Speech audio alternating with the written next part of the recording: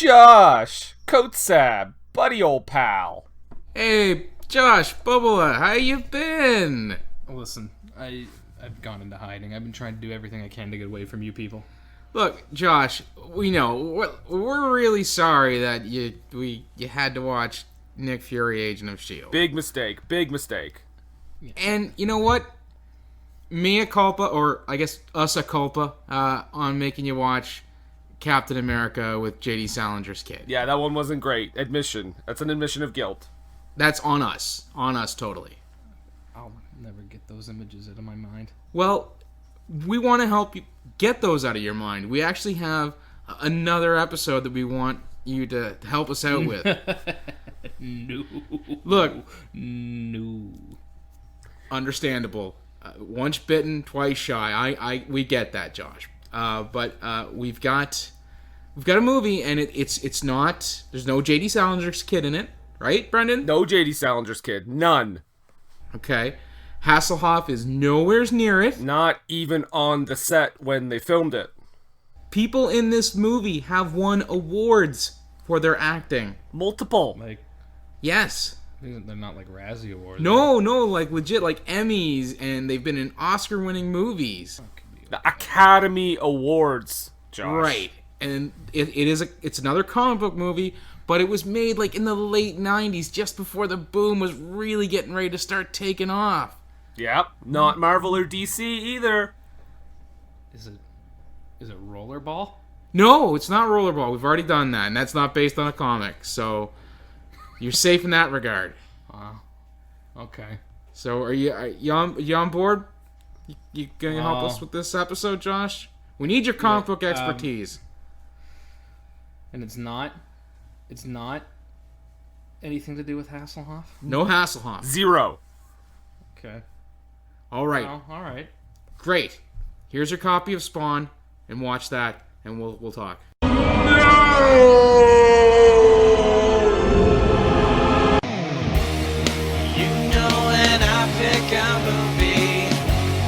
That's when I'm under pressure now. The question always comes back to me. What were they thinking now? Whoa, what were they thinking?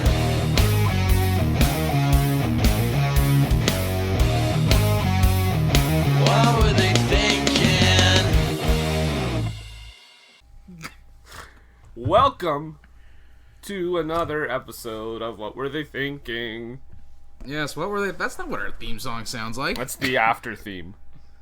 It's like the afterbirth. Oh, so nobody wants it? Oh, we're starting out strong. Okay. Yep. Yes, this is another episode of What Were They Thinking? I am Brendan. I'm Nathan. And we have a very special guest with us again for the third time, Mr. Joshua Kotsabasakis. Yes. Going for the three-peat. I think is he our first three-peat? I don't know. Maybe? Yeah, we'll go with it. That takes research. I haven't done it. I'm pretty sure. We'll just say, yeah, it sounds more impressive that way. There you go. Our first ever guest, Josh Kotsabasakis. I don't drink, but after what you guys have put me through. Well, I don't know what I was a little rum in the eggnog during all of those previous ones, and oddly enough, I was stone cold sober when I watched this one. Remind me to tell you a funny story about this movie in a plane later. Brendan. I told Nathan before we started recording. Wait. On this podcast, or you want us to remind you when we're all on a plane together? No. During the podcast. Just make sure we don't forget to get him to say it. We'll come back. We'll build up to it, and then it won't be nearly as funny as I built up to it. And I thought you meant on our next plane ride together.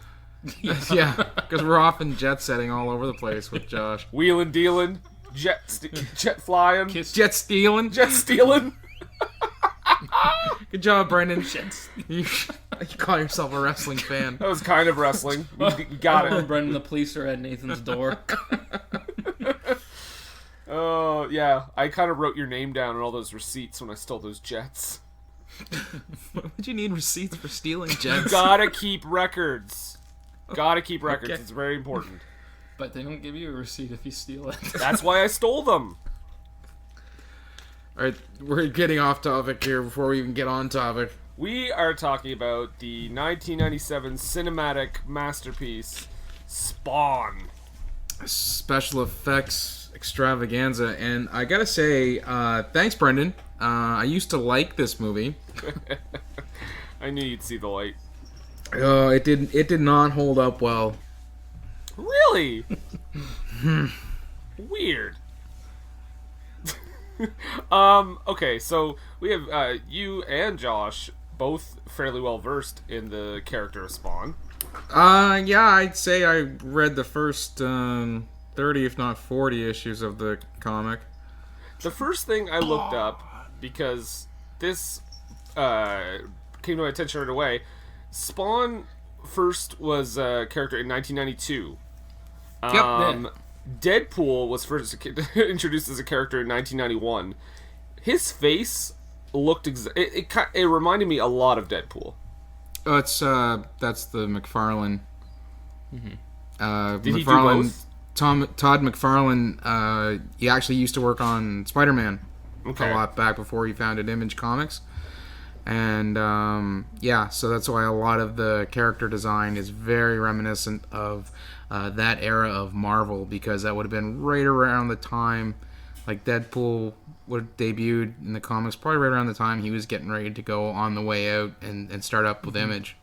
And McFarlane too, like it's he was heavily influenced by the Spider-Man look. You can tell he was a big Spider-Man fan growing up, and there's a really good coffee table book that I have. It's called The Devil's in the Details. It's a big book on Todd McFarlane and his artwork. And there's pictures in there of him drawing Spawn, the character of Spawn, from when he was about 13 or 14 years old. So it's a character he had in mind all throughout his teenage years and into adulthood. And it was very, like, the picture that he drew when he was 14, it's in the book, and it's very similar to what eventually Spawn looked like. Okay, because that was the first thing I was like, are they just taking the same design? It's funny you should mention that, because when I watched this, I watched this with my kids because I'm a great dad, and more on that about my dad later. My youngest asked me, she thought I was watching Spider-Man. Yeah, she thought it was Symbiote or Black Suit Spider-Man. Mm-hmm. And then I had to explain to her, no, it's Spawn. It's a different comic book character from a different comic book universe altogether. I actually, since you brought up Deadpool, I wouldn't be too surprised from what I know of Rob Liefeld, the guy that created Deadpool, is if he didn't heavily borrow from Todd McFarlane's drawings. Well, you think about it, even the logos for Spawn and for Deadpool are almost near identical. Well, and here's one of the major things of the movie that we will talk about a lot is the visual effects. So one thing I found out before was that, first of all, originally the movie was $20 million budget. So not very much for the superhero movie. Superhero movies were not lining up for $200 million budgets back in the 90s. So no, definitely $20 million. Eventually, they allowed it to grow to $40 million, and to shoot it in 63 days. Now, here's the thing: when they ordered the visual effects, more than half of the final effects shots were delivered 2 weeks before the film debuted in theaters. Well, that explains a lot about Malbolgia. So Malbolgia looked like. He looked worse in this than in the HBO cartoon. The devil character in this movie, Malbolgia, to me looked like a giant, like, roided up Stripe from Gremlins. But I mean, rendered terribly with CGI. Oh, it's like a PlayStation 1 cutscene. Oh, that's being generous. Another thing too that I just want to go back on, and you mentioned, Brendan, that the book came out in '92. That's a testament to how big this franchise was. It was only 5 years for them to start a comic book and then have a big movie, a blockbuster movie associated with it. Well, I mean, it really did. It blew up because For the longest time, with comics, it was, your DC or your Marvel. Every once in a while, maybe you get a guy who's into Dark Horse. But for the most part, like big superhero comics and things like that, you had to go to either of those two. And when Image started up, they immediately had Spawn, Savage Dragon, Wildcats. What was the other? It was like Team Youngblood or something like that. Yeah. And I don't know if I mentioned this to you before, but I think Nathan knows. But my dad ran a comic book store during this time. And I was at the shop. I would have been 6 years old when this movie came out. But from when Spawn came out until this movie, and even after the movie came out, Spawn was huge. He was, as far as I can remember, he was outselling Spider-Man, which is the biggest character at the time. Yeah, and there were there was a line of toys before the movie came out. There was video games, like everything. Everyone was talking when I was at my dad's store. I would go in there and I would sit on the floor and I would read Toy Fair magazine, which was basically just a magazine telling you about the upcoming toys coming out. So I was about 6 years old, and I'd sit on the floor of the shop going through that magazine. And while I did that every day, all I could hear people talking about in his store was the Spawn comic book, the Spawn cartoon, the Spawn action figures, the Spawn movie. It was huge. Like, if people don't remember when this movie came out, it was massive, the hype behind this movie. Yeah, it's kind of like it's not a comic book, but it's like when the Godzilla remake came out, the actual marketing was amazing. Yeah. I actually remember being in one of the local comic shops here when a couple of guys who had just come in from seeing the movie, I asked them what they thought of it, because I hadn't gotten a chance to go see it yet, and let you know how blinded people were by this franchise. They were just selling it like it was the second coming, man. Mm-hmm. The greatest movie. Oh, the effects were amazing, and it was so cool. They talked about there being some minor differences from the source and from what they put out there, but by and large, it was still it was really, really good. I remember my mom and dad going and taking me with them. Which is well, it was rated R, right? No, that's the thing. It's PG-13. It was going to be rated R. They eventually changed it to PG-13. But Dad took me, and it's one of the few movies that I remember going to where there was a lineup to get in. And when I mean lineup, I mean not a lineup inside the theater. I mean we were outside the theater, outside down by I don't know if you're familiar with the theater here in St. John, Brennan, but down by where Subway is. We were lined up there to get in. Wow. So it was a huge line to get in. Everyone just buzzing, wearing, having the action figures with them, having dressed in t-shirts, the hats, everything. This franchise was huge, and I remember too, we got in there and we had to sit in the front row. It was a complete sellout. So and you found it was worth every single minute. I cried. The scene in hell. I was scared, and I remember my dad. I remember the conversation. My mom saying to him, "Do you think Josh is going to be all right in this movie?" And Dad's like, he'll be fine." And then I'm crying in the theater, and I remember my mom leaning over and was like, "You're an idiot." It's pretty mean of your mom to say to you. No, it's just lambasting. Why would you listen to your dad? No, just lambasting my dad for taking me to this movie. And then I watched it again and I cried for different reasons. All right. Well, my first note, like I said, is it just says "like a goddamn caveman" because I had to write these notes down. Generally, I try to type them because I'm not a fast writer, and yeah. Computer's broken. It's a long story, but anyway. You don't know how to do shorthand? I do shorthand, but I still yes, I said do. But I still have a hard time writing and looking up and still paying attention at the same time. Typing, I'm fine. Oh, okay. This has been lessons in Brennan's life.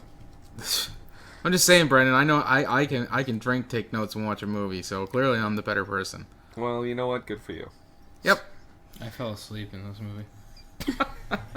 So right from the get-go, they pile a lot in that opening narration. Oh my god, exposition out the ears. Like, I feel like this scene, and there's scenes later. We'll talk about obviously John Leguizamo, but there's scenes later where he says, like, he basically recaps the movie halfway through, and it's just like these are definitely studio notes. Oh, the Kotsabasakis character with his narration. Yeah, him and later Clown when he's like, I can't believe he did this, and then they did that, and then they did that, and now we're at this point. Well, you know, it does at some points it does feel like a bit of a fever dream. It's only 96 minutes. Mm-hmm. It felt like it felt like 2 hours, 2.5 hours. And the problem too that I found was watching it again was it's an origin story, right? And it's not an origin story. We were talking earlier how this character was 5 years old at this point. Yeah. Everyone, whether they're comic book readers or not, everyone knows the story of the origin story of Superman, of Spider-Man, of Batman. You can gloss over it. But with Spawn, a character that's 5 years old, a lot of people would have needed to kind of get a pretty strong look at it. And I kind of think that it hurt the movie a little bit with how much of an origin story it was, you know what I mean? Well, I don't feel that it hurt it so much that they needed the origin story for it, because the first 4 issues of the comic would have actually made for a good movie adaptation. And there's elements of that in there, but the only problem is they try to shoehorn in the later conflicts, which are direct conflicts between Spawn and Jason Wynn, aptly played by Martin Sheen. With dyed hair. Yes. Okay, just before you go any further, straight up, Martin Sheen's like my favorite part of this movie. He is definitely the one trying to hold this whole thing together. Like, yeah. he's trying and failing, but trying. Failing, but it's a noble failure. Yeah. My dad actually looked a lot like Martin Sheen at the time, because he had dyed his hair black and he had the same kind of beard and everything like that. We went to see the movie in the theaters, Patty and I, and she couldn't get over how much the bad guy looked like my dad. So, from what I'm getting from this whole opening thing is basically the devil who they call Malbolgia. Yep. Who at first I'm like, wait, what? Well, that's that way Todd McFarlane can trademark the name. Yeah. Just like Sell Vince toys. McMahon. Yeah. Yeah, kids, you get your Malbolgia toy and your Burger King Happy Meal. What the fuck am I talking about? Burger King Kids Club meal. Come on. Yeah, same thing. But yeah, so the devil Malbolgia, I'm just gonna call him the devil. He wants to basically recruit an army and of souls, I guess, and burn down heaven. Yes. That's how the movie opens. Yep. And then our introduction of Spawn, or I guess his name. What's his real name again? Al Simmons. Al Simmons. Our introduction of At him. the exact same time you did. Maybe slightly before. We need a buzzer. Josh, the answer to you. Yeah, the rest of this episode will be Jeopardy style. Our introduction to him is that he is a rocket assassin. Yes. I actually have a note. Wow, I thought Black Ops was all about the stealth. Because Yeah. there was none of that. But No. There's a really bloodless massacre in the air traffic control tower. Yeah, yes. Yeah, he guns down, like, our character introduction to him is that he guns down a bunch of men in air traffic controller tower and then launches rockets. Mm-hmm. As like you said, a stealthy assassin, as one would. And And he died. my favorite part about that is that later when he's confronting Martin Sheen about there being innocent civilians, I'm like, are you surprised? He blew up an entire, the jet and all the people around him, and he killed guys who were just doing their job at air traffic control. Those are innocent men. Yeah, but it's cute when he does it. I do want to point out, because right after that, all that whole thing starts off, there's the opening credits, and damn, this movie has not held up well over time, but the soundtrack sure as hell has. Yeah. You mean like the MTV opening? Oh no, just the soundtrack in general, like the music in the movie. I remember this movie being huge for its soundtrack, as well as being a big release when it came out. And I still feel like the soundtrack, the way they did it, I think would hold up quite well today, because it was kind of like one of the first, I guess, genre mashup soundtracks, because everybody who was on the soundtrack, it was an alternative artist with like dance music or electronica music artist. So you got like Goldie and Marilyn Manson, and Henry Rollins, and I don't know, Chemical Brothers or something like that. That's I would guarantee that's 100% Todd McFarlane. Yeah. Do you think Henry Rollins had to scare the shit out of the director to get his song in? I hope so, because that'd be a great story too. But I don't think that was the case. This was not Michael Bay, unfortunately. No, not Michael Bay. Oh God, Michael Bay's Spawn. I don't even know. One thing I noticed too during the opening credits is that when Todd McFarlane's name comes up, all of a sudden in the background it's like in huge letters, like almost the whole screen. It's like Todd. He does have a bit of an ego. Does have a bit of an ego, and the thing you got to think of too is back when this movie came out and when Spawn came out, he himself was huge. Mm-hmm. He probably was the first comic creator to get into pop culture since Stan. Yeah, Stan Hansen. Yes, there we go. Comic creator Dickweed. Comic creator Stan the Lariat Hansen. He had his own toy line. McFarlane did, and well, there was it's before we even talked about doing this podcast. I watched like comic book I'm a big dork. I watched like comic book documentaries on YouTube and stuff. And there's one I found from I think 94 or 95 called The Overstreet World of Comics, and it was like Beatlemania when they got to the Todd McFarlane part. So it's early mid-90s, and they're talking about comic book sales as a whole, but the only character and the only creator to have a whole profile done on him in this documentary was Spawn and Todd McFarlane. Like they of course talk about Batman and Superman and Spider-Man and all those characters, but it was like they were setting up for the main event throughout the whole documentary, and now we're going to talk about Spawn. Yeah. And they were showing actual footage of a Comic-Con, and it was just Spawn everywhere, and Todd McFarlane walks in for a Q&A, and like I said, you'd swear it was like Beatlemania. He walked out there and the place went unglued, and he himself became a bit of a pop culture icon around the time of Spawn in this movie. Well, I remember him being in like the commercials for the toys. Mm-hmm. And then, of course, when the HBO series got picked up, the cartoon, which is a little hard to follow at sometimes, but it is so much better than this movie. I don't think many people would agree with me, but in terms of comic book animation projects, I would put that up there with the Batman animated series, that Spawn cartoon. I thought it's so good. Yeah, and plus you've got... It's more realistic than this movie. Yes. It is, though. Keith David was the voice of Spawn, so I mean, you got like... or is it David Keith? No, Keith David. okay. The guy from Gargoyles. Yes, Goliath from Gargoyles. The dude who fought Roddy Piper in They Live. Yeah, and, Keith David. And Mary's stepfather in Something About Mary. I've always wanted Keith David and David Keith to be on like a buddy cop television show where they open like a PI,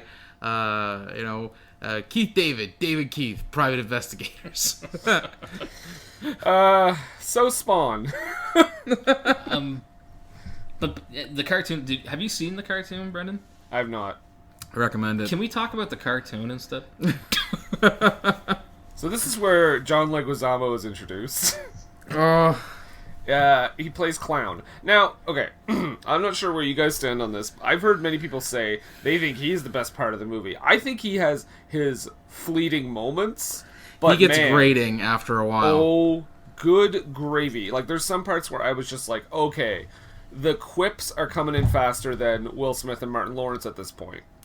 This is the thing that I remember too, is like I remember seeing it, a few years ago at watching it again, and when I put it on, it was the first time I'd seen it since it came out as a kid, and I remember putting it on and thinking, well, I remember liking Clown, and thinking that he's, I know this movie probably isn't going to hold up, but at least Clown's going to be fun to watch, and I agree with Nathan. I was into him for a little bit, and then it was starting to get a little bit stale and a little bit annoying after a while. Well, because, I mean, in the comics, that character is, he's supposed to be, tongue-in-cheek, off-the-cuff, gallows-type humor and stuff like that. And it's supposed to, I guess, add to the malevolence of the character. But I felt that they just went over the top with, the lines that he got to have in this movie. The farts and everything. Ugh. Like, I don't remember that being in the book. Basically, the point of Clown is you're reading Clown, or in the cartoon you're watching Clown, and in the movie they're probably going for the same thing, and it's supposed to be, this guy's a goofball, he's no threatening at all, and then he turns into Violator, right? Yeah. And it's supposed to... Oh, sorry, go ahead. I was just gonna say, so the point of Clown is that you're supposed to disregard him, and you're supposed to forget about him, and you don't realize initially when you first see him that he's actually this big, this terrifying creature. But they went way over the top with it in the movie, where it's like by the time that you get to that reveal, you're still like, well, I don't care. I mean, Yeah. Well, and here's the thing too: Clown, you immediately know works for the devil. As soon as he shows up, you have a very good idea that he is the villain, and that he's obviously something else. Like, he's not just like a clown. Well, obviously. there's more to him, and that's the thing. In the comics, it's not as evident right away. Like, you get the idea that once you start kind of piecing it together in the comics, that that Spawn is a hell Spawn, and obviously the Violator he works for the devil. But you again get this kind of feeling that he's low level. Like Josh said, you're kind of supposed to disregard him for the most part. He's more of a minor nuisance than an actual enemy. Right. So, okay, so we learned that the Clown basically wants Martin Sheen to basically kill Al Simmons so he can go to hell and become one of the devil's soldiers. Yeah. So, and then, so shortly after this, so I did a little bit of background information here, because shortly after this we meet his Al's best friend Terry. Now, in the comic, He's a black dude. yes, in the comic he is a black man. Now, I was looking at that. Apparently, the reason they changed it to a white guy was this is from Todd McFarlane himself. Knock it off. This is from Todd himself. He said, sorry, hold on. This is from Todd McFarlane. He said, we didn't want to give off the impression that this was meant for black audiences. Well, now I'm gonna backtrack a bit. To be fair to Todd McFarlane, because I read the same quote. What he said was that was a studio decision. They basically saying they forced us to put a white guy in there because they didn't want to make it look like our target audience was black. Oh, but meanwhile, we got Martin Sheen and Priest, who are both, lily white, and I don't feel that the argument holds water. I don't think it does either. I'm just saying I don't think the way it was worded a minute ago made it sound like it was Todd McFarlane who was like, nah, I got too many white people or too many black people in here. But really, it was the evil Hollywood studios. I think Todd had some say in it, though, because he also sold the rights for Spawn for $1 so he could have massive creative control. Yeah. So I think he could have shot that down easily. I do remember that was when I first saw it. That was one of the more glaring things to me, sitting in the theater, and I was going, "Wait a second." Yeah. they- And guess what, Nathan? Someone is back. Someone in this movie was also in Bad Boys 2. It is Spawn's wife was Martin Lawrence's wife. Yes. Another thing back. too about the family dynamic was Cyan was not Al's daughter in the book. No, It was Terry. it was Terry's. Yeah. Yeah. Interesting. So, okay. Interesting. Moving on. No, it is interesting because like already we're at like minute 15 and they've Yeah. changed like 80 things. Yeah. So, Or at least tweaked them a bit. So Al finds out that there were innocent civilians killed, and he is like shocked and appalled, of course. Confronts Martin Sheen, and here's where I had to rewind it because I thought he said, "You want body bags? You send a priest." Not And- you send priest. Yeah. Well, she's not in the comics, and I almost feel like she was a female composite or reimagining of a character named Chapel. Yep, and that's exactly what it is. Apparently, they didn't have the rights to that character. They didn't have the rights to Chapel. That's what I read. Apparently, Hey. the person who created that character, they didn't want to pay them for the rights to it. That's damn it. That's pretty common with Spawn too. A lot of the Spawn characters, especially in the early issues, McFarlane starts Image to where he's going to bring in creators and he's going to give not to bore people with the details, but basically what Marvel and DC do is if you're a writer or you're an artist for Marvel and DC and you come up with a new character, you don't have the rights to that character. The company does. So you create a character for Marvel, Marvel owns that character. The person who came up with the idea and the design of it, they get nothing. So McFarlane comes along, he creates Image Comics. Getting tired of how the big companies push him around, he creates Image so that he and other creators, when you come in and you create a character for Image, you own that character. So when he does Spawn, he brings in all these big comic creators like Neil Gaiman, and I think Alan Moore did a few Alan issues Moore did too. it. Grant Capullo Capullo did did some. Liefeld did stuff. All these guys, all these big names in the industry created characters, and in the early issues of Spawn, to really hammer home this new company and this new character, he brought in a lot of these guys to create characters for Spawn. Even though Todd was doing the writing, he would do like an issue. I think Frank Miller did an issue, for example. Yeah. And then Neil Gaiman did an issue. So Neil Gaiman created Angela, and I think did Gaiman create Chapel? Either way, my point is that it makes sense to me because of the way Image was designed. The company and Todd don't own certain characters. The creator, the artist, and Whoever the writer. created them did, yeah. I'd give you kind of a clue of how big that, again, I know we're talking about how big the franchise was before it even became a movie, but 1 year for Halloween, I went as Chapel. Just because it's such a badass character. And it's unfortunate that they didn't get him for this movie because I would have loved to have seen that. Well, there's a few other characters too that especially if you watch the HBO series, and maybe their plan was to do it eventually for a sequel or something. But there was a bunch of characters in those early Spawn issues that I was disappointed weren't in the movie. There was no Angela. There was no Cameo. She was in the ballroom. ballroom, right? Yeah. Yeah, but I mean, They don't identify They don't her. identify her. You know, Yeah. only like eagle-eyed viewers and followers would know. But no Angela. No. I thought Tony Twist was a great character. Yep. There was no Tony, and that's probably because of legal stuff. That the real Tony Twist, I imagine. And you get a cameo of Sam and Twitch at the end, but they don't get identified. Sam and Twitch are one of the best characters in the whole series. And Billy, I forget his full name.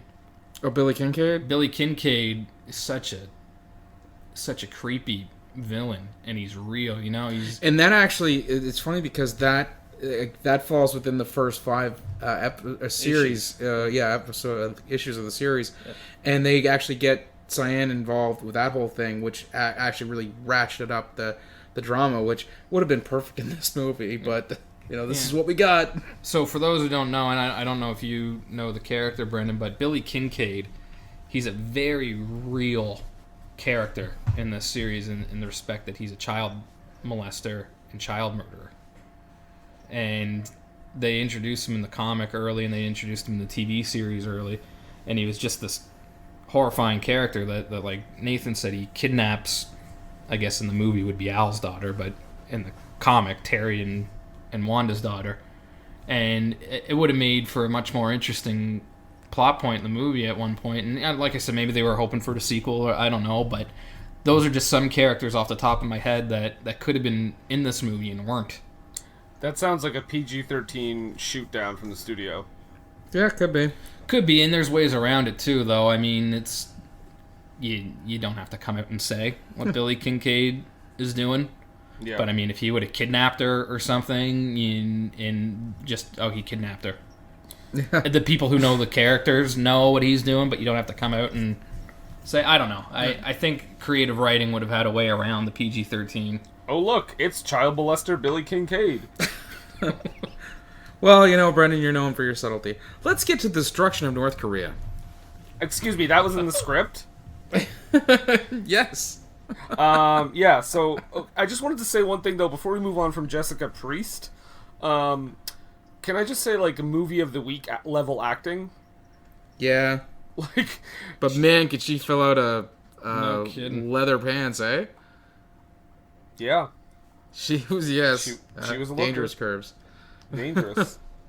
Yeah, North Korea. Okay, so Al basically is like, I'm done. I'm quitting. This is you took out civilians, which I had no idea because I'm a very careful rocket assassin, and this is just not working out for me. And he's like, One last okay, mission.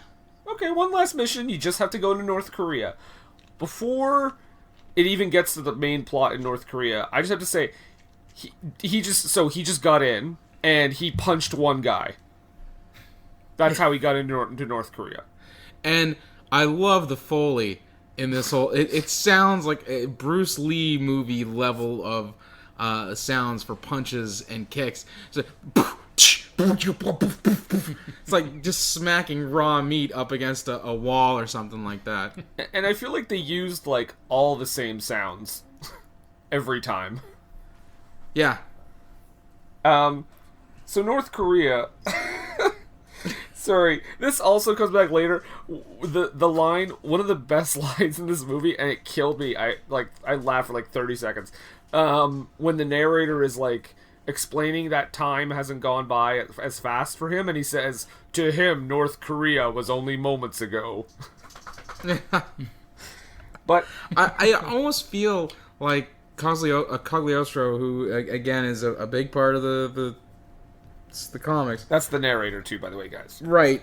He almost feels like he's shoehorned in this movie because he doesn't get. Because he doesn't get. You don't really get to know the importance of him until, much later in the comics, and for him to be like almost like Yoda for Spawn in this movie, just it's rushed, and I don't feel the payoff's as good as they think it was going to be. Oh, he is definitively Yoda, especially at the end of the movie. So this is where Sheen double crosses Al because he's going to steal He's going to steal this illness, basically, this virus from North Korea. Sorry, this plot is so insane. It's doing chemical weapons, and he steals from North Korea, and Jessica Priest shoots Al. And they set him on fire, but not before she shoots him with juice. Well, I'm sure it's the accelerant.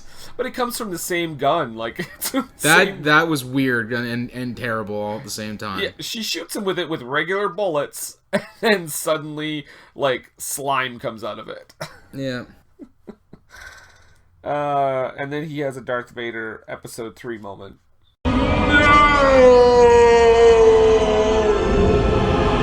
I'm just gonna say it.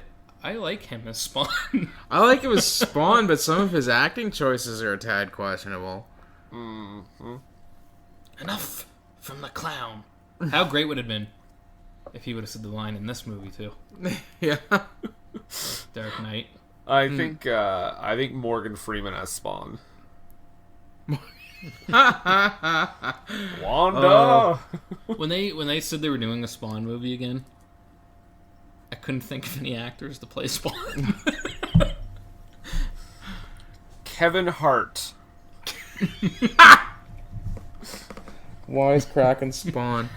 Why not? Listen here, you little fat clown. I'm a grown-ass house Spawn. Yeah, you burnt my face. Wait, if he's gonna be Spawn, then The Rock has to be Clown.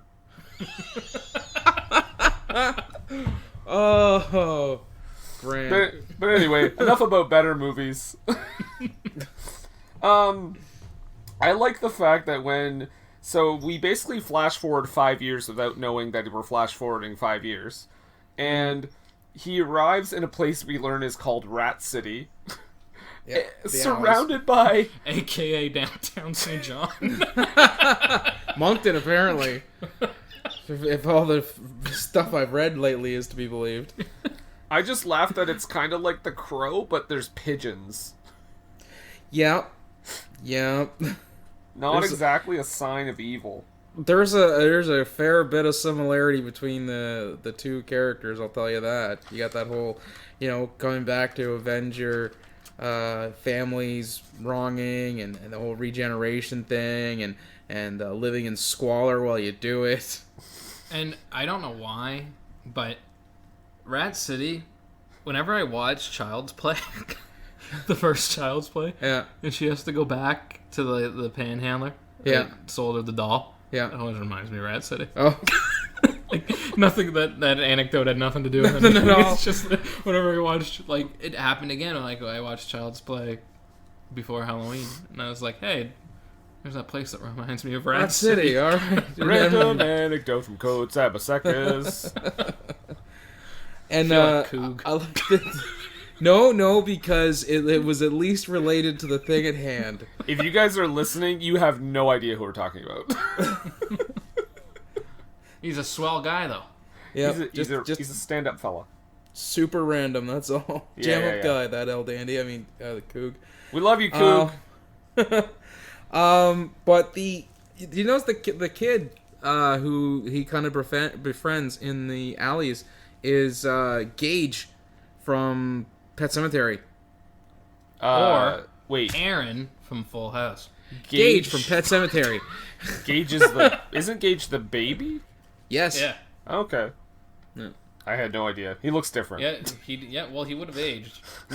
So time does work. It is linear and whatnot. Wait a second. What? Yeah. Wait a minute. This He is was also slightly where older. this is where Al Simmons decides to go and find his goes to find Wanda. And Yes, he we get finds- more exposition. I Yeah. have a note here. It says, "Shut up with the exposition." Oh, the voiceover? Yes. Yeah, we don't need it at this point. It's like we get You know it. We get what's happened. And do you know what and it doesn't work with movies at all. But I almost feel like what they were going for is if you read a comic book, The squares. the square boxes, the Yeah. narration boxes, it almost feels like that's what they were going for to kind of remind you that you're watching a comic book movie, but you don't need that No. in a movie. And up next is Clown Wayne Gacy.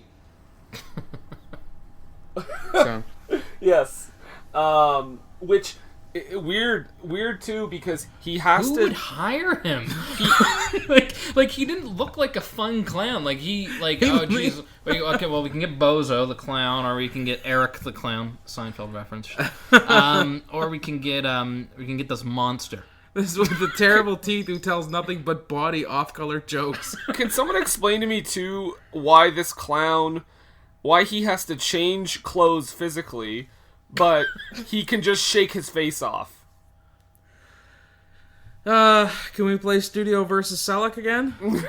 Because he's like, I gotta take all these stupid clown clothes off. I hate being a clown. And then he just shakes his face and it's back to normal. I'm like, why didn't you just do that with everything? Yeah. It shakes his face to take off the clown makeup to To go- reveal just his everyday clown makeup.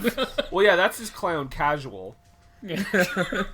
Another thing too is like in the Simpsons episode with the Radioactive Man movie, I always thought that there was a joke in there that was directly related to not only the Joker but to the clown character from Spawn, because remember Krusty wants to play the villain in the movie, and like we've already cast him, but we have 6 other parts in mind for you: Dr. Clownius, Evil the Clown, Professor Clown, whatever. Yeah, it's so also in this part he makes the sort of connection because this daughter comes up and she's like, "Oh, hey, you want some candy, burning man in a hoodie?" Oh my god, yes. He looks like Freddy Krueger at this point. Oh, and I gotta ask at this point, guys, did you watch the unrated version or the PG-13? I think I watched the unrated version. I did the rental from YouTube. Okay, because I watched whatever version is on DVD. Actually, I think they got released both. The only difference, the unrated aspect of this movie is just that it's more offensive. Because at this scene, I watched both because I was watching the unrated and then I watched this twice. Yeah, I did. I always you wanted the full experience, eh? I always do for note reasons. But I watched the unrated and then the rated one, and in the unrated version, Clown approaches the young girl and says, "Here's a little doll for you, Lolita." Yes. That is a strange reference to make. Then I watched the unrated version. Because in the rated... Lolita, it's a famous book by an author named Nabokov. It's all about a guy who falls in love with his girlfriend's 13-year-old daughter and then takes up with her. Because in the PG-13 version, they take like out Woody that... Harrelson or Woody Allen. Yeah, Kubrick did a really good movie based on it, and then they remade it with Jeremy Irons, and it was kind of terrible. I didn't even think much of it, but like then in the PG-13 version, they took that line out. Oh yeah, well, so I mean, yeesh. It seems to be kind of a weird thing to take out to get your rating lowered. I mean, it's pretty kind of innocuous reference. Can you take out the reference to sex with children? Well, it's a book about it, but I mean, average viewer and morons like myself, I wouldn't have even known. Yeah, I just had to ask what the reference was. I just think it's funny that they felt the need to take it out. Like it's somebody in the studio was like, "Whoa, wait a second." Did you notice that during that whole exchange with them, behind Terry and Wanda, there was like a burnt face sculpture like coming out of the wall? I did not. I noticed it. I was like, what the hell is that behind them? And I kind of paused it, and it looks like a face coming out of the wall that's all messed up. Deleted scene? Maybe, I don't know. Do you would have made the movie better and quicker? No movie? Is if at the birthday party, if Al just would have went up and punched Clown in the face, and he was like, "Hey, Wanda, it's me, Al." Credits. Still alive. I don't understand why he doesn't do that, because earlier he's talking just fine. Yeah. And then he's like, "Oh, I can feel my skin burning." Like, get over it, pussy. Did you enjoy the way they kept flashbacking to things that we hadn't seen, but looked like they should have occurred earlier in the movie, so the flashback would make sense? Yeah, that was great. Yeah. We forgot to tell you about this part. All right, they really loved each other. It's like when you tell a story to somebody. Yeah, I forgot. And then you're like, I forgot. I forget everything I just said. I'm gonna go back and tell you the part that I forgot. It's like when you tell a joke and you get to the punchline, you're like, "Oh wait, that doesn't make sense. I forgot to tell you that the other guy was a stripper." Good job. You just ruined it all. Ruined. Clown at this point does. Okay, here's the thing. He does like too much stuff. He does like an "It's a Wonderful Life" thing, but he says, Yes. "I'm Clarence, the guardian angel," and then he does the Jimmy Stewart impression. I was put off by that. Well, you know, that was the nail in the coffin for the movie. Otherwise, it's great. You were so upset of that. So upset. He also played Luigi. Oh my god! Spawn also at this point calls Luigi him... Mario, as it were. Oh shit! Spawn also calls him at this point a fudge-packing midget. Yeah, well, it was a different time, Brendan. You can get away with that sort of thing, and people were all right with it. Did you guys catch? I'll just say it. It wouldn't offend me if it was in a movie today. Hot take. Did you guys catch the Jaws reference? No. Was it his sharp teeth of the clown that they hired for the party? What was the reference? Well, you know when we see the three satanic stooges, Yeah. one of them says, "We're gonna need a bigger pentagram." Oh. I don't know if that was a direct reference. I think it was, because they were I trying think to it was summon just a coincidence. They were trying to summon the devil, and they said, "It's not working," and he says, "I think we're gonna need a bigger pentagram." I don't know. I think it was. It was a Jaws reference. And then Clown calls them retards. The whole movie was a Jaws 3 reference. Because it sucked? And that it was bad. Yeah. No, I thought it was a Jaws 4 reference in that this time it was personal. I remember let's talk about Jaws 4 now. I remember Jaws 4. Wait a second. Remember Music World? Yes. I would be a kid, 8 years old. My dad would, a couple times a month let me go and buy a movie for myself. And I would look at Jaws 4 every time. And as a kid, not knowing any better, I would look at the box and I would say, "How is it personal with a shark?" My dad would be like, "I don't know, it sucked." There you go. But anyway, back to Spawn. You're saying... My following note right after this part was, the cartoon was so much better. What is... Well, you mean you didn't like the scene that follows this where Clown is knighting Spawn? Oh, And just good riffs Lord. nonstop? Yeah. Another thing too is I actually have it. Are they doing bits? it's almost like comic book movies after Christopher Reeve, and then with the exception being the '89 Tim Burton. Michael Keaton and yeah. It's almost like comic book movies had to be campy. It had to be goofy and tongue in cheek and. Well, I mean, what Men in Black was out around this time, and I guess there was a certain amount of camp to it, but there was still, I don't know, it was still enjoyable, and it had I don't know, it carried itself a little bit better, and it's held up a lot better. That's for sure. I just watched it around Halloween with my kids, and it's still a pretty good movie. This one here, not so much. No. Well, certain movies get away with it better. Batman Forever, and I don't think it's a great movie or anything, but there's some camp in that, but it's more enjoyable than Spawn, I would say. Oof, that's a tough call. That's a tough call, man. I will say Batman and Robin I enjoyed more than this, though. Nice to meet you. Oh, god damn it. So great. And obviously we just learned that you're an idiot. So. Chill out. And after this, I think I almost threw up. Because? The maggot pizza. Is this the maggots? Yeah. Oh, yeah. My kids didn't like that much either. And from what I learned, he actually ate maggots. Yeah. Oh, well. Protein. Yeah. Idiot, though. It's like, it goes back to what I remember Jim Cornette saying about ECW. You're not going to like this. I don't know, I might. Jim Cornette saying, but everyone knows it's a work, but they would hit each other for real with real weapons, and it looked like shit, and it hurt like hell, and everyone thought it was fake. So why wouldn't you just do it the fake? So with the maggots, it's people are gonna be grossed out by it regardless. Why not just eat fake maggots? Maybe much like Dieter Laser from Human Centipede, he was a method actor. And now we'll talk about Rollerball. Yeah, so the scenes between Spawn and Clown go on forever. There's the whole thing with the three guys doing the satanic ritual. Spawn scares them away and finds out he has a suit. He has his outfit with the chains and everything. And then he's just riffing.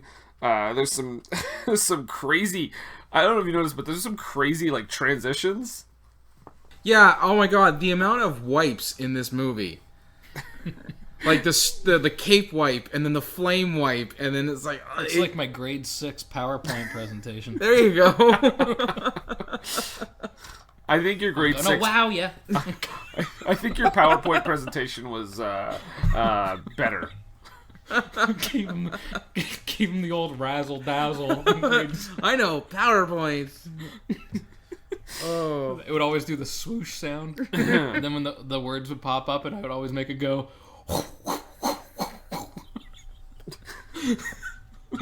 And all of that was in this movie, people. I would have loved if every time they cut to a different scene, it was. Let me ask you guys a question. Mm-hmm. You're working in the special ops. You're working in the CIA, right? Okay. You have a disc that is only yours, only belongs to you. You're the only one that ever sees it. You might show it to that Jessica Priest girl, right? A floppy disk. Yeah. No, I think it's a little CD. Yeah, it was like a GameCube game. So, my question is, would you label it Special Ops? No. What? No. What is with you? Your fascination, my forbidden closet of mystery. Martin Sheen has, like I said, the CD labeled Special Ops, and Terry comes in because I guess he's doing PR for him now, and he sees the CD. Number one, why would you label it that? And number two, why is he surprised to see that? And number three, your best friend who marries your wife after you die was never your best friend.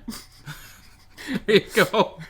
And it's only I 5 digress. years later, so it wasn't that much longer. Actually, Josh, you know what? You would have been great. You would have been a great addition to have that argument when we did our Pearl Harbor episode, because we argued about Josh Hart and the love triangle and how long they should have waited. Oh, Jesus. But yeah, CD labeled Special Ops. That was crazy. I did, and here's kind of a side note. I did enjoy that there were a lot of little nods to the comics that I guess fans really would have only kind of gotten.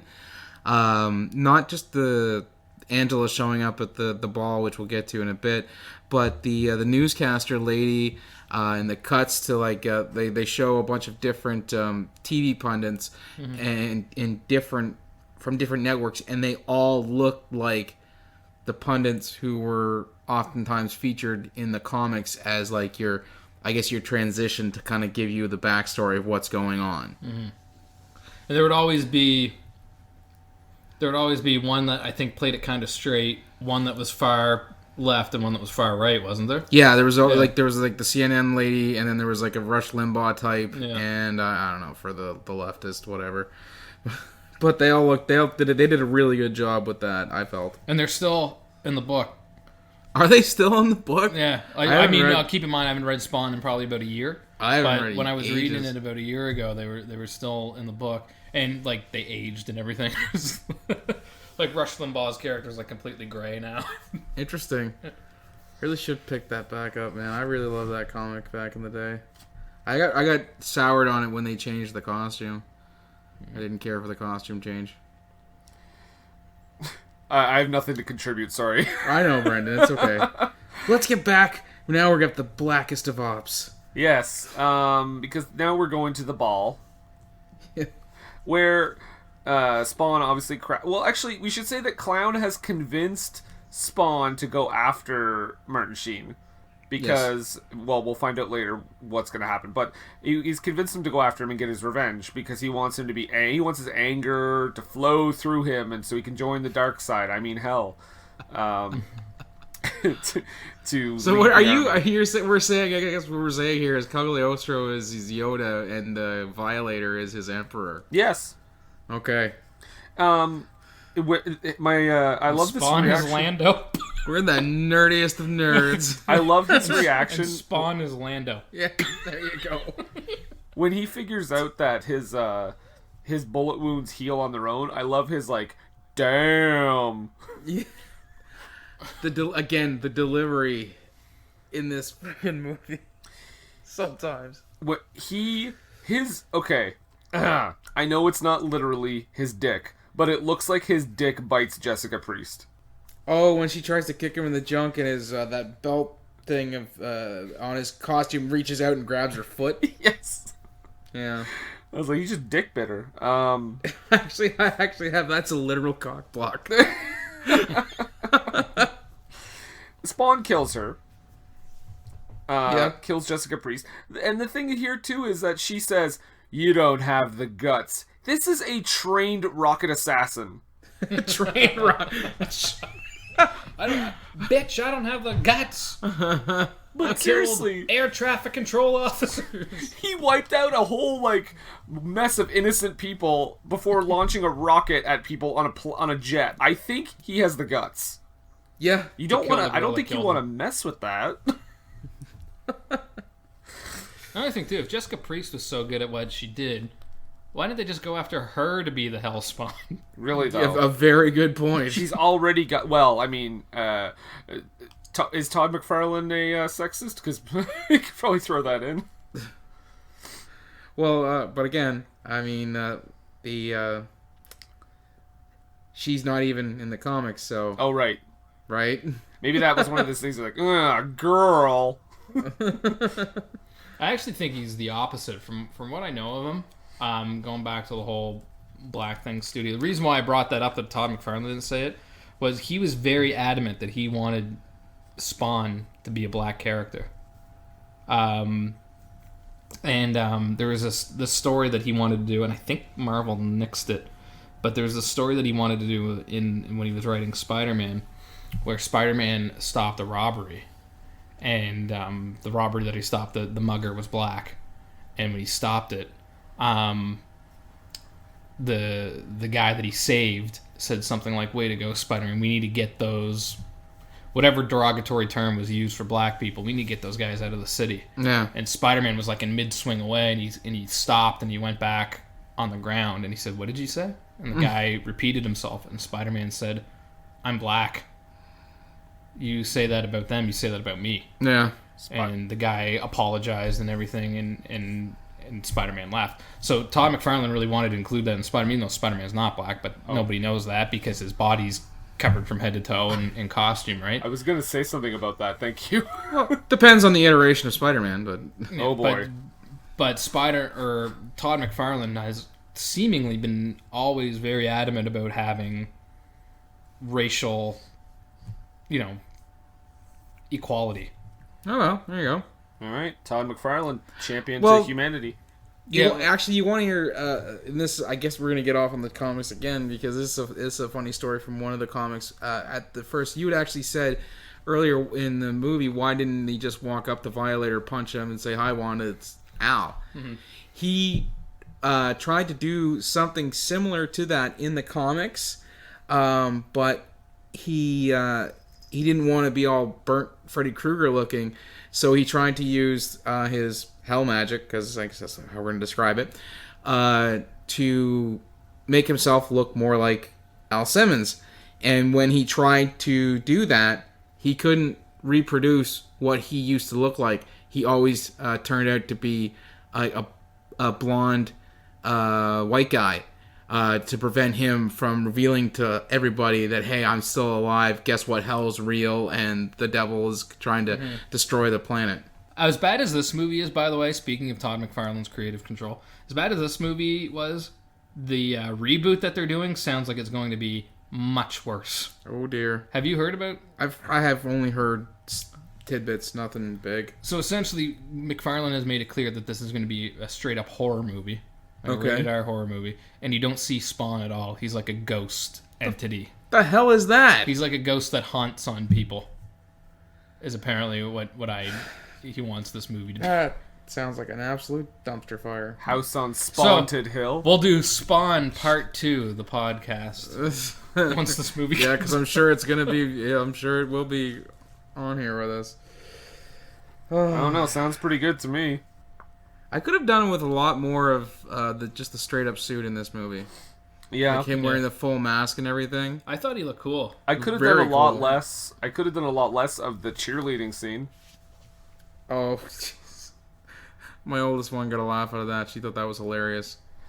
But, she's 13. I think so. that's the jump the shark moment for me for Clown. Yeah. How great would it be if there was a scene where Clown jumped a shark? Actually jumped a shark. And then said, "Ayy." Did you like the getaway scene where Spawn had like octopus hands? No. Good, because I didn't either. No. So okay,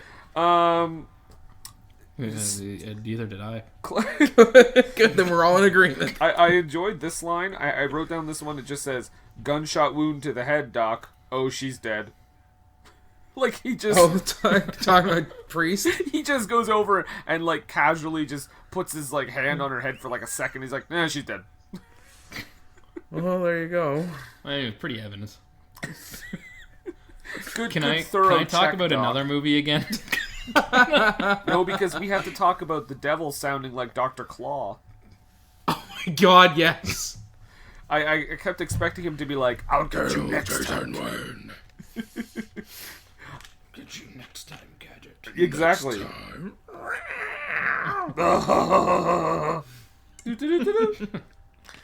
P.S. We need to do Inspector Gadget sometime. The French Stewart one? No, the first one. Because that's way worse than the Matthew Broderick one. I don't know if I can handle that one.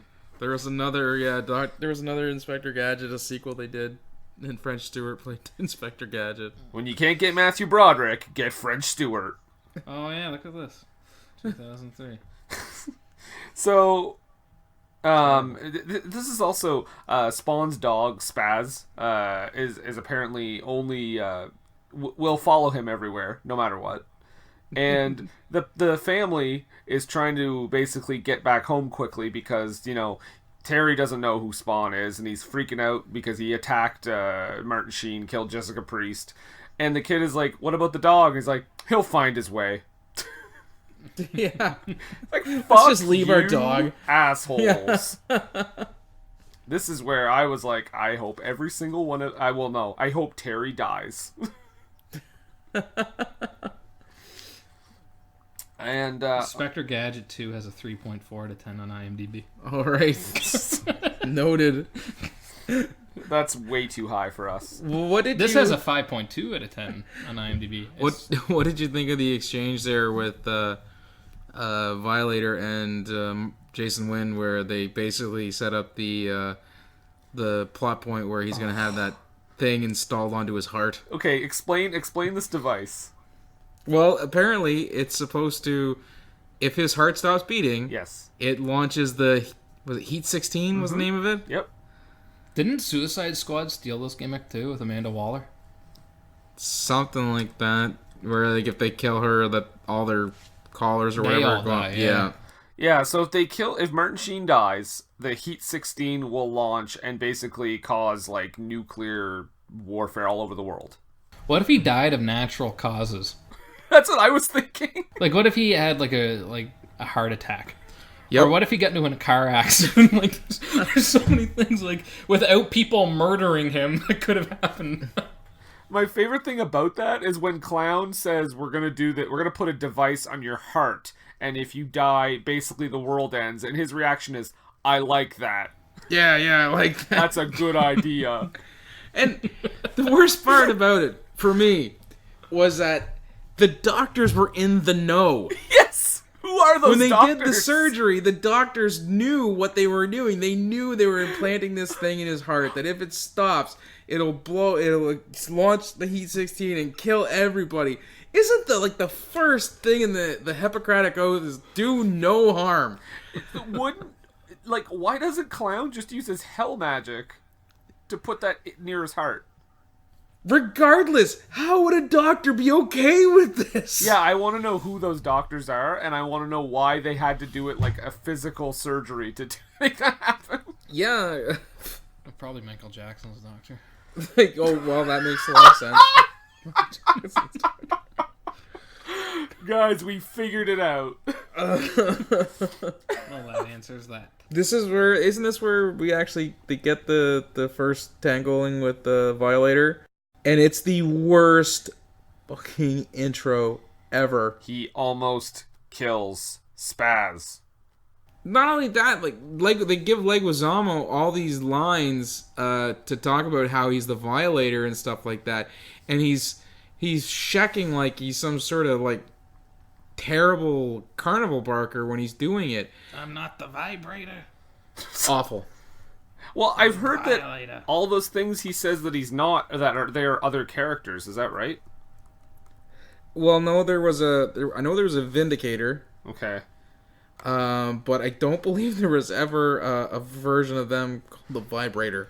There was never. Are you sure? Pretty sure. I haven't read the comics in a good long time, but I'm almost positive. Josh, does Spawn ever fight a giant vibrator? The Vibrator. Issue 12, Shut up! page 6, panel 3. I'm going to get that. I have that issue.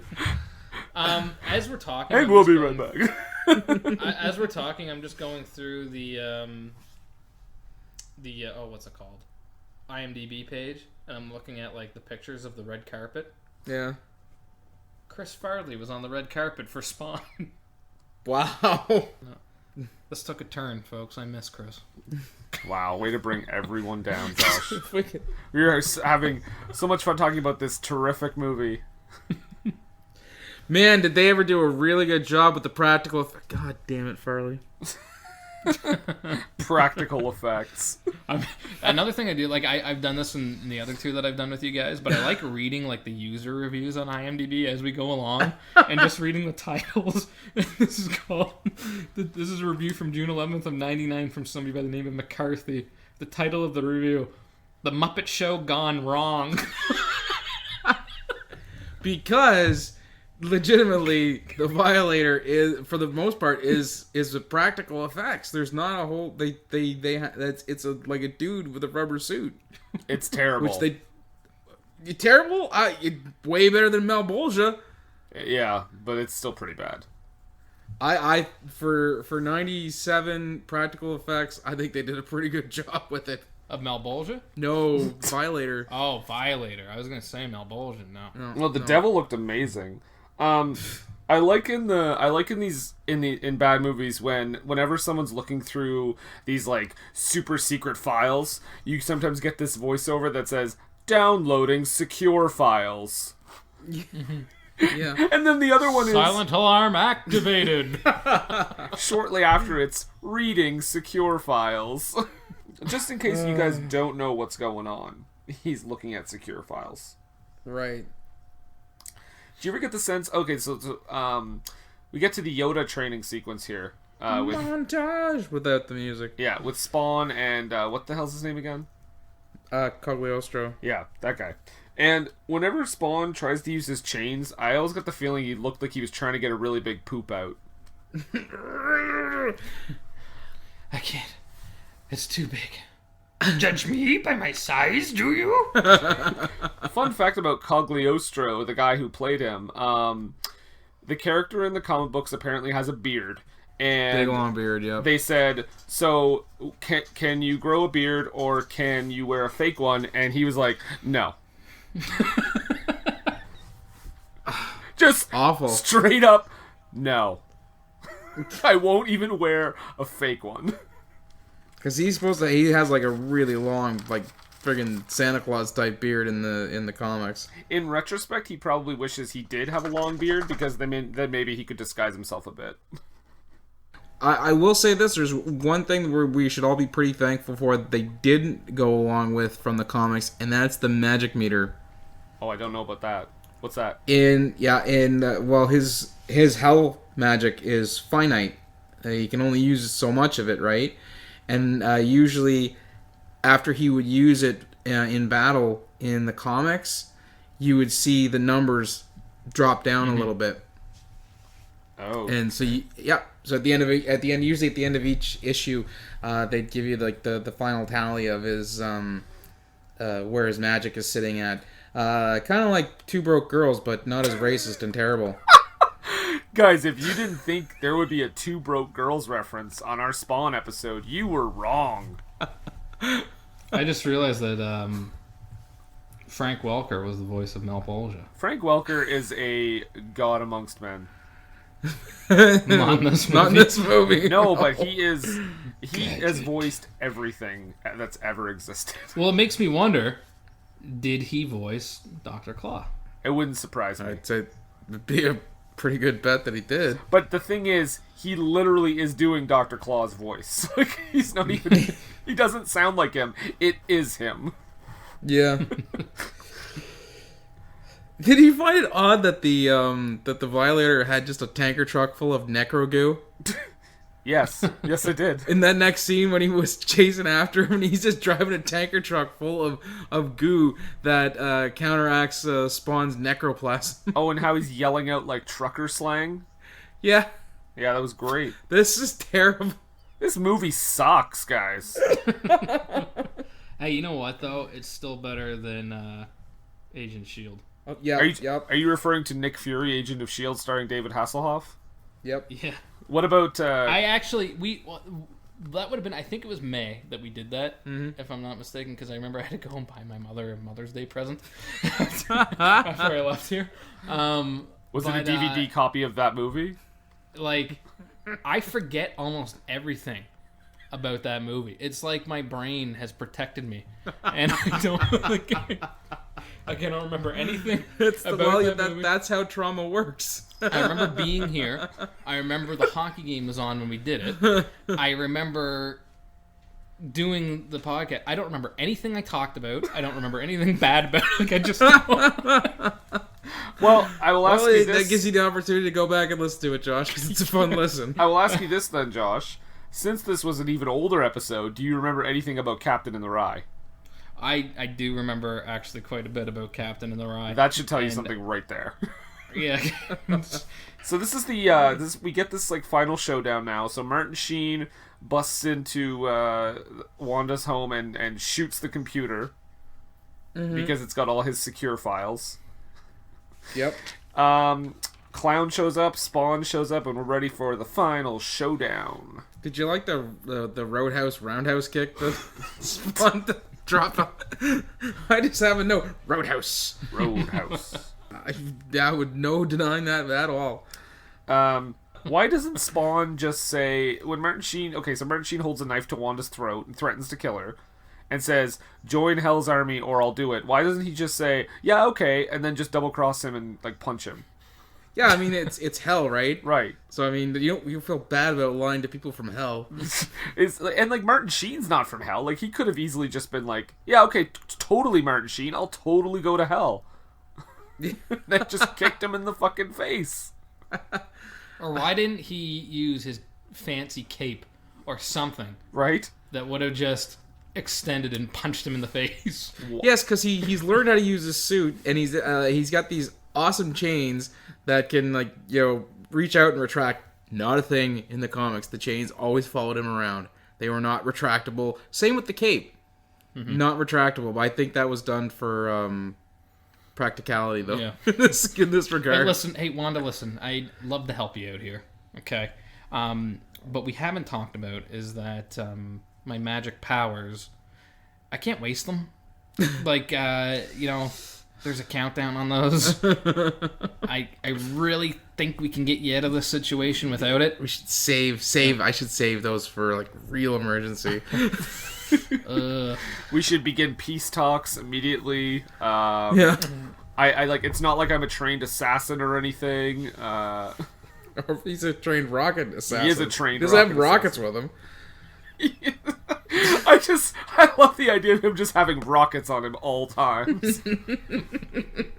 Never know when you're gonna need a rocket. There's a rocket in my pocket. So he the Hell's heart surgery after they think they killed Wanda. What the fuck was that? Seriously. Well, which actually leads more credence to your ideas. Why didn't the Violator just use his hell powers to put the device on Jason Wynn's heart? Yeah. Instead of morally compromising doctors. Right. So guys, if you're wondering how they resolved the whole thing with the device next to Martin Sheen's heart, Spawn uses magic and just takes it out. And then destroys it, so they can't send out. And Clown would obviously have better magic than Spawn. Like, not better magic, but you can... Well, more advanced. And is more experienced with it. Yeah. So, my point is, if Spawn can do it, Clown can do it. Yeah, he should have at least been able to put it on him, yeah. Anything Spawn can do, Clown can do better. He can do anything better than Spawn. $100. I think that was public domain. Okay, cool. 50. Who are you paying $50 to for free? This songs? guy You're Larry. bad at negotiating. This guy Larry, he listens to our podcast. I have faith in him that he's totally a music executive. I just send it straight to him. Debit, online debit transfer. It's fine. Don't worry about it. Did you catch the fun Martin Sheen reference? Yes. During the dialogue in this last bit. Yeah, love that. Go for it. It's like we were supposed to kill Jason Wade and kickstart the apocalypse now. Yes. Oh, for God's sake! You know what? I didn't even pick up on it. Legitimately love that. Yeah. Because that was a joke, but it was like an under the radar one and wasn't like in your face like every other. Yeah. They did that in the Marine. What? Did they? Yeah. This guy's like the Terminator, and then Because of Robert Patrick. and then Robert Patrick breaks the fourth wall and looks at. I was like, "How are ya?" I was a Terminator. Hey guys, remember that movie I was in? That's my Robert Patrick. What do you think? That's it shows that you're working on it. I'm Robert Patrick. Get out of my way. Yeah, I'm a huge star. Oh. So okay, We're winding down. We got a hell fight coming up. oh, this is the worst. Green screen of death. This is with the fight with Malbolgia, right? Yeah. And it's funny too. Like on the back of the DVD, do you have the DVD or do you have? I don't think. No, I did it. On the back of the DVD, it's like a visual effects masterpiece. Yeah. And then it's like, well, then he fights Malbolgia. Well, no, that was actually, I think, was one of the review lines when the movie came out. Was it's like the special effects event of the year or something like that. Yeah. And Roger Ebert, we haven't talked about this yet. Roger Ebert gave it a 3.5 out of 4. Okay, so yeah, the hell fight. Basically, it's really dumb. And okay, that Quasa, whatever the fuck his name is. What's his name? Cogliostro. Thank you. Why does he wear Scott Steiner chainmail all of a sudden? He was a knight. But is that going to protect him from hellfire? He literally puts like a piece of chainmail on his head that's maybe as thin as a piece of paper, and he's like, "All right, I'm ready." Maybe it's the armor of the gods. I don't know. Yeah. Okay. Well, it's more than the movie explained. There you go. But it's almost like I wrote down. This is almost like the final battle in Doctor Strange, but like with 1/16 of the budget. Yeah, it looks pretty damn terrible. If Spawn had just kept coming back, haha, try again. You can keep killing me. It's not going to do anything. It looked like it was like Who Framed Roger Rabbit. It was like a real guy and then a cartoon next to him. Yeah. Oh my god. So Spawn and Chainmail basically they seemingly think they've killed the Violator / clown. But when they come back, it's just like much like a horror movie, he's back for one last scare. What a terrible effect too, with the rippling wall and all that stuff. Awful. So just good. Terrible. Dr. Claudius. I think we have an early candidate for worst special effects, by the way. Well, mark her down. We'll Yeah. get it out. Second annual Menos. Demons of Ludlow will be hard to beat, though. But so glad I put you yeah. through that. Clown is dead, basically, kind of, sort of. Well, he uses his chain to cut the clown's head off. Yeah. Well, and then Clown earlier said that's how you kill something that's already dead, right? Well, from hell. Yeah, from hell. So Yeah. I would assume that he is dead. Well, no, because he kind of fades back into the fire and he screams, "Malbolgia, help me!" After trying to eat his own innards. Yes. We do get a cool, again, little, like I said, little cameo of Sam and Twitch at the end, but they're not, identified. Sam and Dave, the jazz singers? Sam and Twitch. Oh. The blues singers, not the jazz singers. The fuck am I talking about? And then there was a post-credit scene. Oh, my God. Actually, did you guys go to the what end now? of the credits? No. Okay, there's not a post-credit Is there scene. actually a post-credit scene? No. But the best part about this is that this pretty much sums up the movie. It's the production logo at the very end. It's 3 people with their pants down, and it's called Pull Down Your Pants Pictures, along with some farting noises. Oh, God. Like, yep, that is Spawn. Well, before we get to that, before we get to the credits, I did want to mention that luckily Spaz returns home safe and sound. Yeah. Because Zach found him. That's Gage from Pet Sematary. And Aaron from Full House. It's Gage from Pet Sematary. And I found that I felt that with that happening, considering that his dad was killed during the whole melee with the Violator, that Zach would find a new home with Wanda and Terry. Nope. We don't want any white kids. And we get the that really cool iconic shot with him sitting on the cross on the church, which was they used a lot in the comics. Oh, you mean where it's like Rat Army assemble? Yeah, he's sitting on it, and the cape is flowing out, and he's sitting on top of the cross. Yeah, great movie, terrific movie. Now, watch the cartoon; it's way better. Oh, that cartoon's so good. now that we've gotten through the movie itself, we're gonna take a break. We'll be right back. What Were They Thinking is brought to you by HostGator. HostGator is a leading provider of shared, reseller, VPS, and dedicated hosting solutions. Award-winning support is available 24/7, 365 days a year via phone, email, and live chat. Discover why over 9 million websites trust HostGator. Use the coupon code SCHLUCK for 25% off your first purchase. That's SCHLUCK, SCHLOCK, for 25% off your first purchase. What Were They Thinking is brought to you today by GameItAll.com. Whether it's video game news, the latest in music, or movie reviews, GameItAll.com is your one-stop shop for all nerdy talk. Oh man, all these wrestling news sites are terrible. What's the matter, young lad? Ah, Mother Superior! No, don't hit me! I can't find a good wrestling news site. A good wrestling news site? What's so good about a good wrestling news site anyway? Well, I just need a place where I can get all the backstage news and rumors and scoop. All right. Don't hit me! I left Listen- the orphanage a while ago. All right, listen, Billy's younger brother. I'm not going to hit you this time, Oh, thank you. but I will tell you about a great wrestling news site. Okay.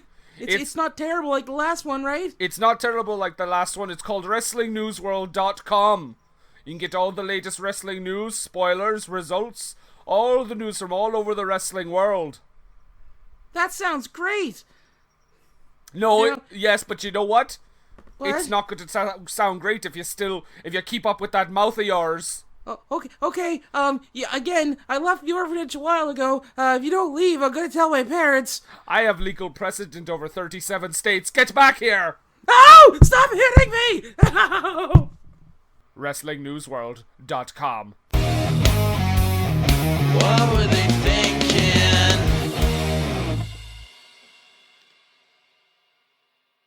Hey, we're back! Hey, how you doing? That was Hi. a long wait. Sitting through commercials is awkward, eh? I know. I like the TiVo stuff. TiVo, there is a reference for you. Evo. Like the PVR thing, so I can flip through the commercials. Don't do that with our commercials, though. We love the people who are in our commercials. Exactly. Don't flip through our commercials. No, flip through like chef commercials and stuff like that. Yes.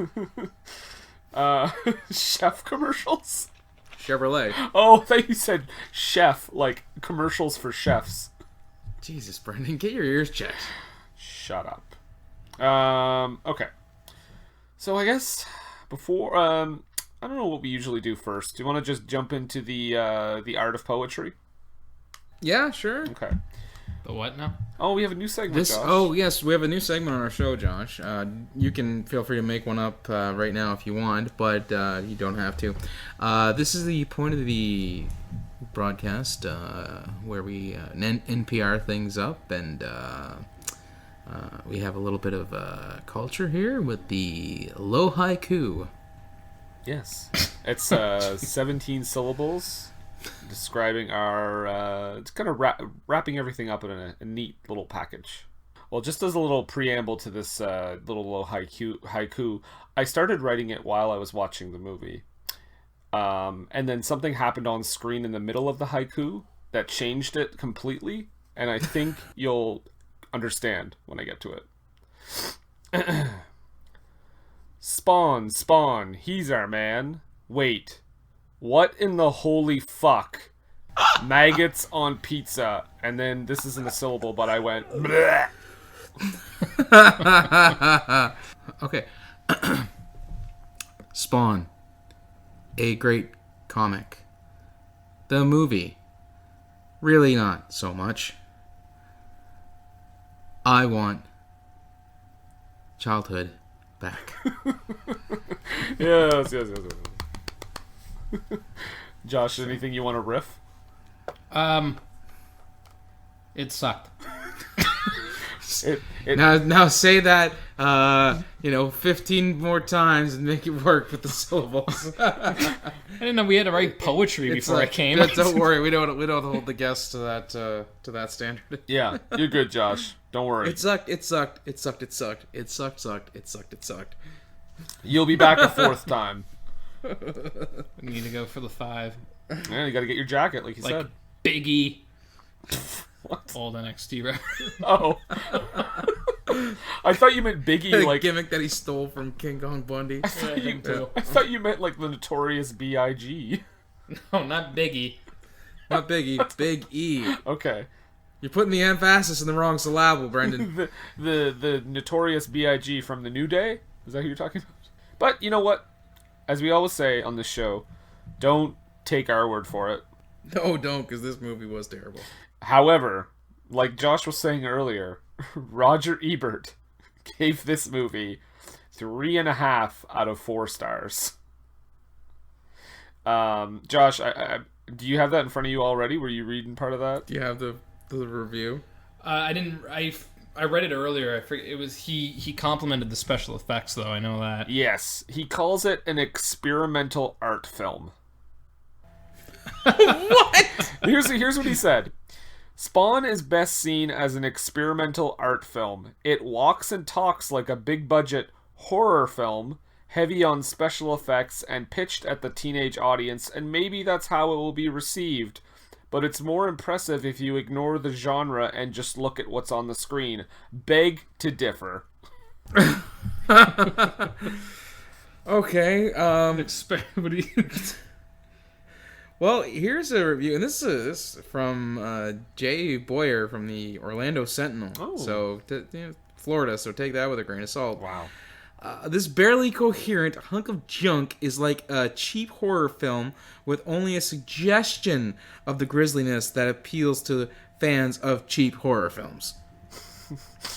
So it's a negative The one. Muppet Show gone wrong.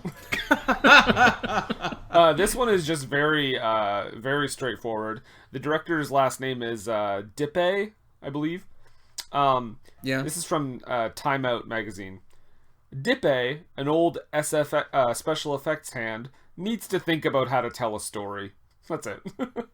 Okay. What else is a good one? I'm going to read the one that the guy gave it a 10 out of 10. Oh. Please do. One of my favorite movies ever. Personal note. I don't know how many time, with no S, I have watched this movie, and each time I see it, I love it more and more. The movie might be old, but it's still really well made. I think it's even better. Run-on sentence. I think it's even better than some of the recent movies that came out. Spawn is my favorite superhero of all time. Full action-packed run-on sentence. Plus, it has a love touch in it. Well, the movie is basically based on a romance. A man practically selling his soul to the devil Malbolgia. So many spelling mistakes. Malbolgia, surprisingly spelled correctly. Devil Malbolgia. Michael J. White does a good performance in this.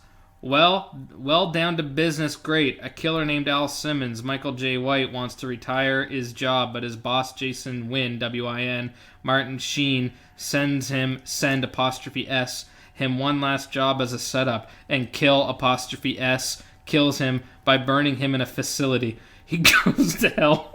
The devil Malbolgia tells S if he leads S his army of hell spawns S, he'll let him see his wife Wanda, Teresa Randall, and the story goes on. Holy This was written by Charlie from Philadelphia. Empire Magazine had a little more concise one. It's simply a parade of toys and tricks, without a jot of playfulness, knowing humor or campy to endear itself. Oh, and it's a 1 out of 5, isn't it? 1 out of 5, yeah. This one is great. This is obviously one in retrospect, written several years after the movies come out. It's from Cinema Crazed, and it just says the film has aged about as well as a banana in the sweltering sun.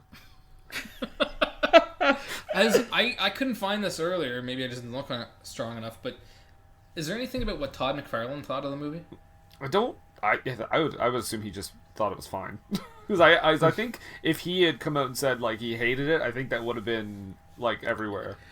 Yeah, I can't see him coming out against it, did he? I don't know, because I know with this new Spawn movie coming out, he's very much he wants to be on board. He Right. wants he wants to pick the actors, he wants to do the script, he even wants to do the directing, which he has no experience in at all. And I get the feeling that the reason why is because even though, Brendan, you mentioned how he had creative control, I get the vibe that the studio probably did do a lot that he didn't want to do. Yeah, it's possible. I'm just gonna read one more review.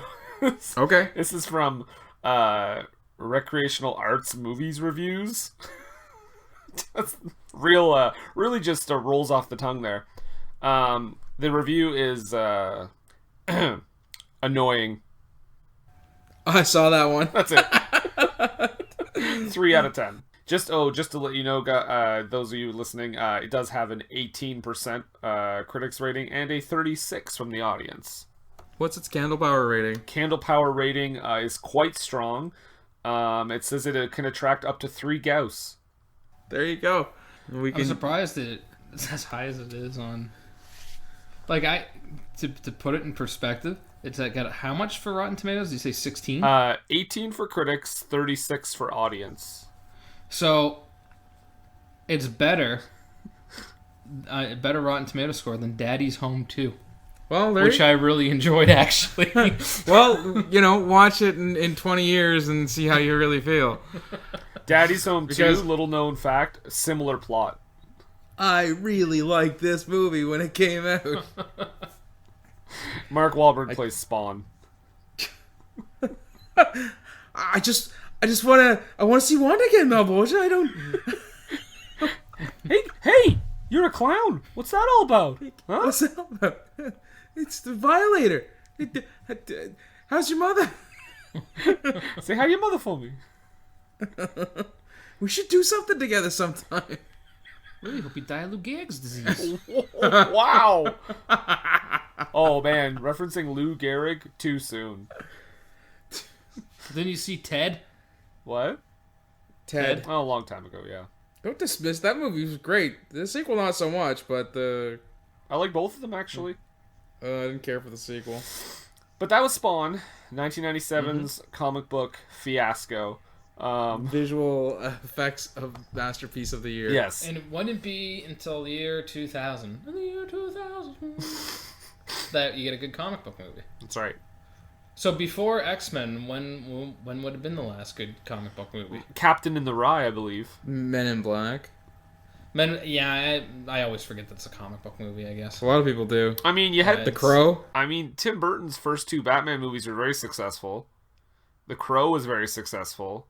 But if you're talking like mainstream, I'm talking like mainstream. Batman would be probably the '89 Batman. Yeah, for sure. So it wouldn't be till another 11 years where you get a decent comic book. That movie. was like the first, like Batman and even Batman Returns were huge in terms of box office receipts. Even critic wise, they both did fairly well. I suppose Batman Returns too. Like I don't love that movie, but I know people like it. Yeah. Oh, what's that? 92. It's flawed. I love it. I like it though. I liked it better than Batman Forever. Batman and Robin is Forever. probably the best one. Oh, and I oddly enough, another one of those movies where it's more fondly remembered for its soundtrack. Which one? Batman Forever. Oh, yes. Yeah. What's the song? I can't even. I remember liking it, but I can't Kiss remember from a Rose. They have Kiss from a Rose on there. Yeah. That U2 song, Hold Me, Kill Me. And they have an Offspring tune on there too. Come Out and Play is on there as well. So that was Spawn, like I said. Now, I just want to, first of all, thank you, Josh, for putting yourself through this. I will say, though, I feel like it was easier to get through than Nick Fury. Oh, yes. back to my story about the plane. Oh yes, we almost let him forget. We'll put a pin on this whole thing. Okay, go ahead. So you say easier to get through than Nick Fury. So when I watched Nick Fury, what I do remember about it, even though I don't remember any scenes or what we talked about, I remember it being so bad that I was intrigued by it, and I was like, I got to get to the next scene so I can write more notes to make fun of this later. And then with Spawn, I mentioned to Nathan, I bought the DVD I think like 5 years ago for like $4 or something, and I was going away to Florida, and I bought it and was going to watch it on the plane to Florida, and I cannot sleep on a plane at all. I cannot do, like, I can't close my I lay there awake and uncomfortable and warm and in pain, and I can't do anything. I sweat on the plane, and then I turned Spawn on, and it was probably about 20 minutes in. I was so bored I completely passed out for the rest of the flight. So there you go. Spawn, cure for insomnia. That's a review for the back of the box. I don't normally sleep on planes, but then I saw Spawn. Thank you, Todd. Josh Kotsabasakis. Buy it for the plane. Yeah. I don't know. So would you guys say, as far as like a bad movie, would you recommend people watch it for that aspect, or no? Well, you go ahead. I'll say what I think. If it's on like Netflix or something, don't go out of your way. Yeah, for a bad movie, it's got to be so bad that it's funny. Like I was saying about Nick Fury and the Captain in the Rye. Captain in the Rye is a classic. But with Spawn, it's bad and everything, but it's not like it's so bad and so cheesy that it's funny or that it's good. It's boring. Inconveniently bad. It's boring. The visual effects are bad, but it's not bad to the point where like, oh my god, this is so funny that it's, you know what I mean? Like, am I explaining this? Yeah, do you get what I'm saying? It's not so over the top that you're like, what? Well, what were they thinking? It's just bad. Interestingly enough, Nathan, as you said, inconveniently bad. That was actually Al Gore's review of the film. But inconvenient film. But yes, again, for me, I would say no. I don't recommend it in any way, shape, or form. Don't watch it. Thank you, Josh, for coming to chat with us about Spawn. And I guess we should talk. Now, normally this is where Nathan would drop a hint ski for his next movie. We are changing the schedule around a little bit because we're planning on possibly having a guest in 2 weeks. Ooh, I like guests. It's the holidays, time for guests and company to visit. That's right. Who's the next guest? And have they done the show 2 more times? No, calm down. Your title's safe. This would be a first-time guest, Josh. Just chill. Do you know what's sad about this? I don't mean to cut you off, but yes, you do. I'm disappointed that we're onto a movie in '97 because, like, there's not many more comic book movies to talk about before X-Men. I'm basically going to be irrelevant. Is that a challenge? Like, you guys aren't going to need me anymore. No, that's not. No, because there's all kinds of DC movies that are coming out now that are terrible. Yeah. So anyway, next movie we're going to be doing. I'll give you a little hint. Oh, clue? Yeah. Little Hinsky? Yes, that's right. A hintaroo? Yeah, one of those. Maybe a brief summation of some words that'll give. Can I just give you a hint? Okay. Thank you. It's our a sneak peek. Jesus Christ. Are we good? We're good. It's our first ever official sequel. Yeah. That's all I'm going to say. It's our first ever sequel that we're doing because we did the original film some time ago. Okay. There you have it. Nathan. No, Josh, there was no Rollerball 2. No, there's... Jesus. He was looking at me, and I was like, he was trying to figure it out. Hello!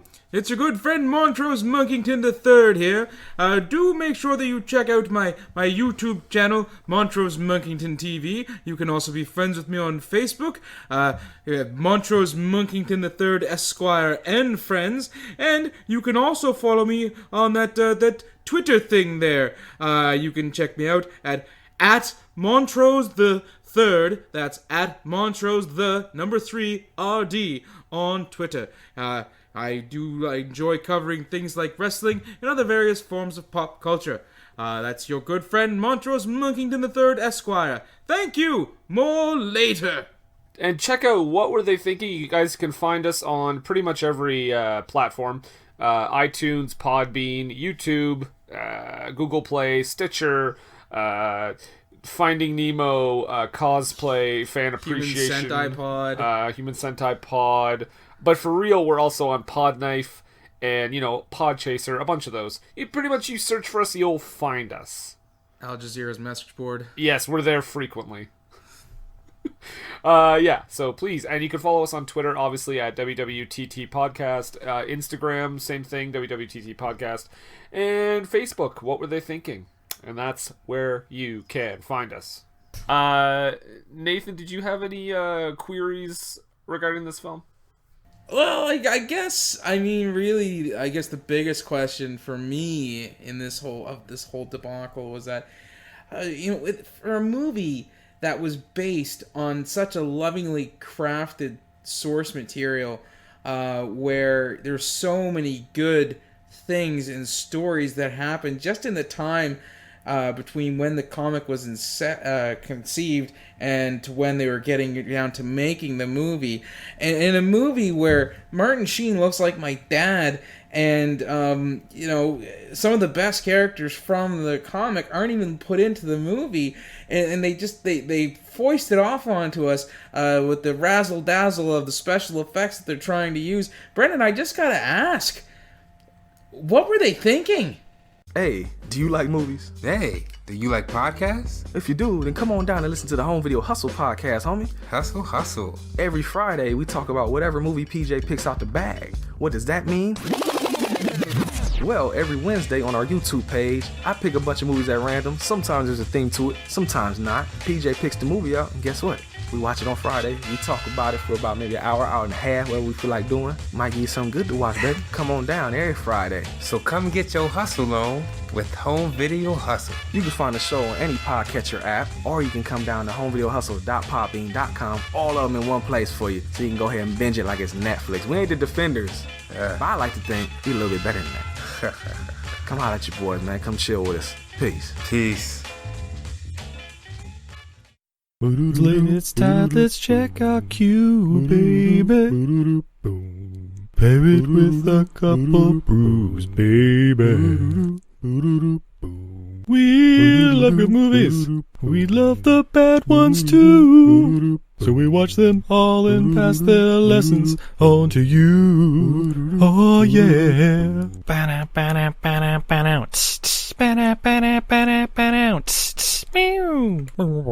Everything I learned from movies helps to make life a little bit groovy. With a one-liner plot holes and gratuitous movies.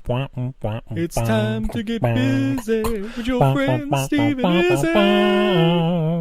At eilfm.podbean.com. Hi, I'm Phil. Whoa! Did someone just sign off of AOL? I'm Paul. I really don't have a lot on this. Oh my god, this is rolling off the rails real quick. And I'm Dennis. I am so mixed up today, just don't even listen to me anymore. And together we are... Voltron!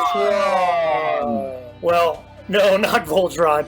We are Useless Debates in Pop Culture, a weekly... Or we at least try to be. ...podcast that allows you to pick the winner. Ding, ding. By no means the a lamp. Internet strikes again. Yeah, for sure. We'll debate anything. So if you want to hear debates on such useless topics as best Val Kilmer role, Tombstone, or best movie soundtrack, American Graffiti, or the most successful former boy band member, JT, then tune into our show. Your podcast is so well named. You can find us on Apple Podcasts /iTunes, Podbean, and Google Play. And our website, uselessdebate.com. All right, there we go. Thank God. Hi, I'm Ellen, and I'm scared we exist in the Matrix. I'm Jaslyn, and I'm bad at ad-libbing. And you're listening to High Expectations, the promo. For our international listeners, you can appreciate our cute New Zealand accents. For our local listeners, you might bump into us in the street 3 times in the same hour. Our podcast is about pop culture, sexuality, relationships, interesting hobbies, banter, and ragging on each other. You can find us on Apple Podcasts, SoundCloud, Pocket Casts, Podcast Addict, or anywhere you might like to find podcasts. Yay, please subscribe. Goodbye!